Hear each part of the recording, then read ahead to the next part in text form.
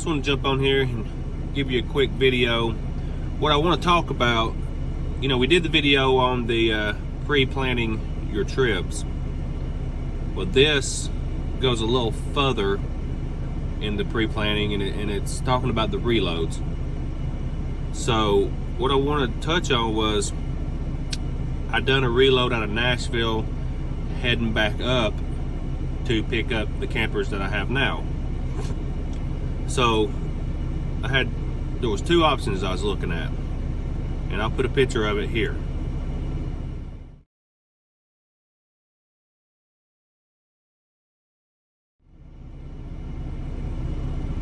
Okay, as you can see, the first one was a Dodge Charger going from Nashville to Carroll Stream, Carroll Stream, Illinois.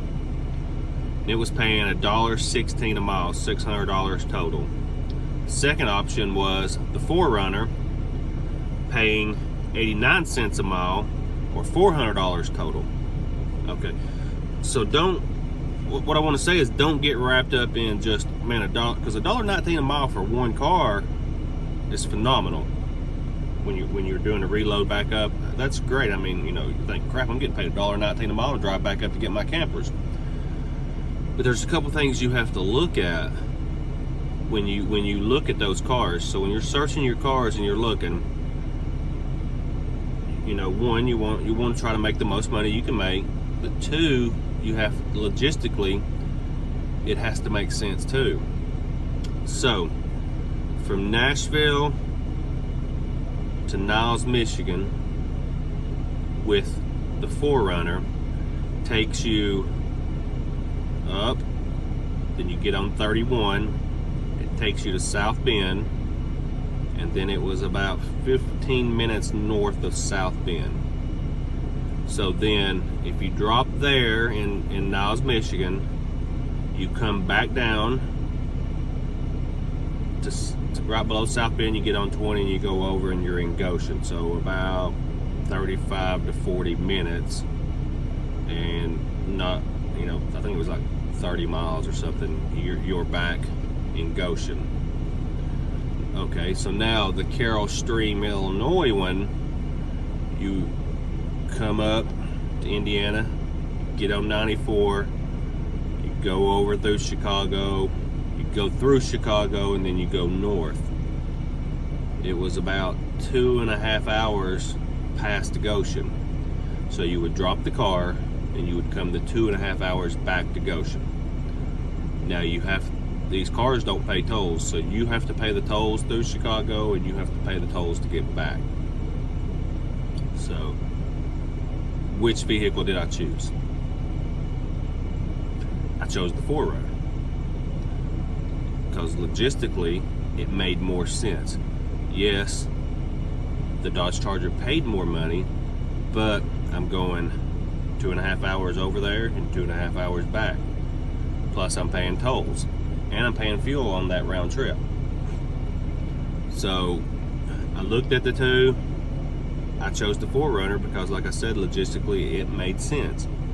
I went right up past South Bend, dropped the car, came back to the Pilot at South Bend and got fuel because it was the cheapest, and then went and picked up my next load.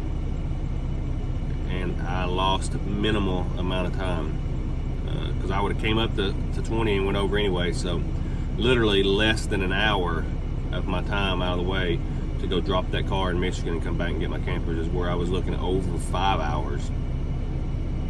So, the reloads are just to get you back to Indiana.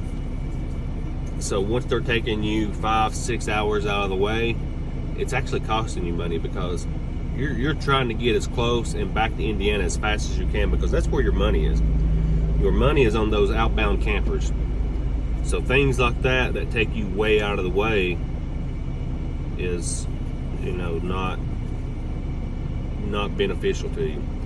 So don't just look at the money and say, I'm taking the one that pays the most money, because logistically it may end up costing you in the long run time, extra fuel, tolls.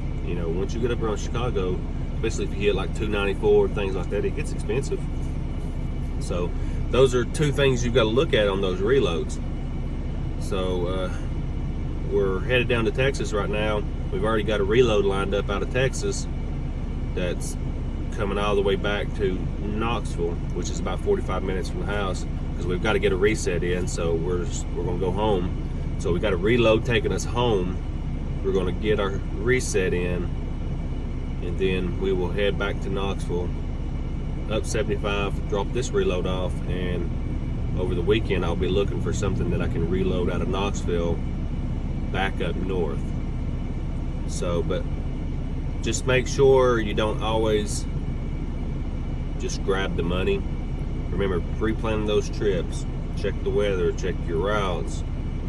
You know, when I'm doing outbound stuff, I also, I don't want to go to an area where I can't get any reloads.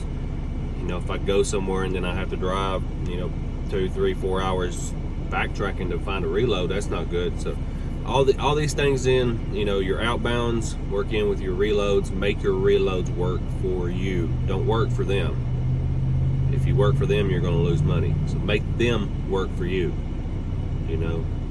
So that's just a quick video, some information. Once I seen those two vehicles and the difference, in pay, there was 30 cents difference in pay. 30 cents a mile adds up a lot, but just take those things into consideration when you're picking your reloads.